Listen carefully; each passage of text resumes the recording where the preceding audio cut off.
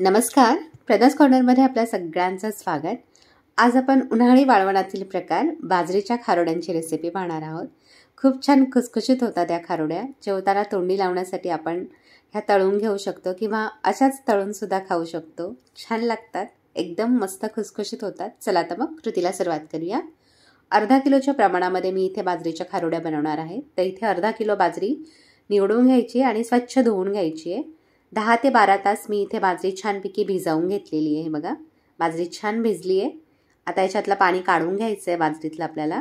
तर एक खाली टोप ठेवायचा आहे, त्याच्यावरती चाळण ठेवायची आहे आणि एका सुती कपड्यामध्ये ही बाजरी काढून घ्यायची आहे आणि याची पोटली तयार करून घ्यायची आहे। जसं आपण मटकी किंवा मुगाला मोड आणतो त्याचप्रमाणे आपल्याला बाजरीला पण हलकेसे मोड आणून घ्यायचे आहेत, म्हणजे खारोड्या छान खुसखुशीत होतात।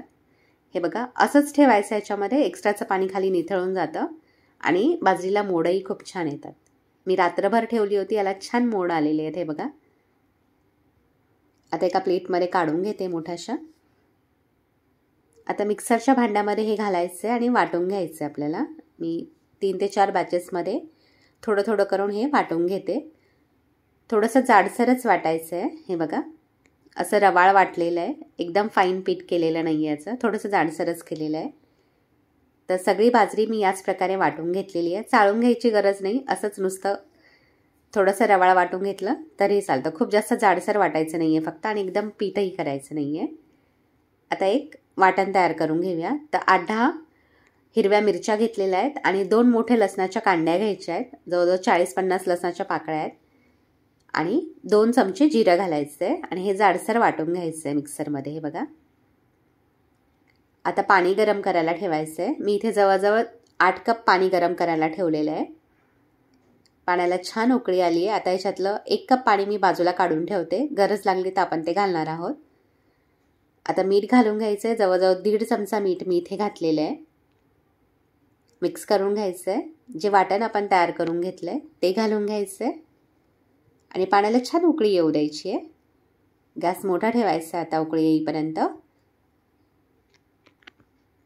उकळी आल्यानंतर गॅसची फ्लेम कमी करायची आहे आणि मग आपण हे याच्यामध्ये बाजरीचं पीठ घालून घेणार आहोत। तर थोडं थोडं करून पीठ घालायचं आहे। छोटीशी वाटी घ्यायची आहे आणि चमच्याने कंटिन्युअस हलवत राहायचं आणि पीठ घालून घ्यायचं आहे, म्हणजे याच्या गुठळ्या होत नाही। पीठ घालताना गॅसची फ्लेम कमी ठेवायची आहे।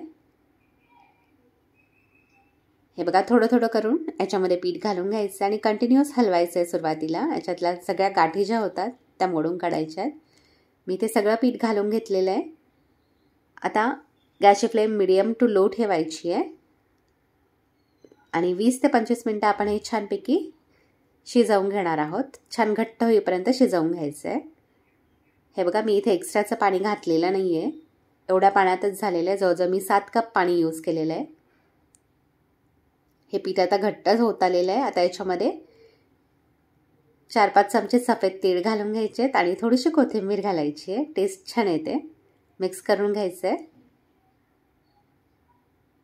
हे बऱ्यापैकी घट्ट झालेलं आहे। जवळजवळ 25 मिनटं मी हे लो टू मीडियम फ्लेमवरती शिजवून घेतलेलं आहे। मिश्रण छानपैकी शिजलेलं आहे। आता याच्या खारोड्या घालून घेऊया।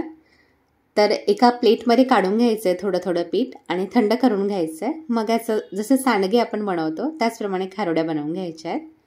हे बघा, इथे मी प्लेटमध्ये थोडंसं पीठ काढलेलं आहे, बाकीचं पीठ झाकून ठेवायचं आहे।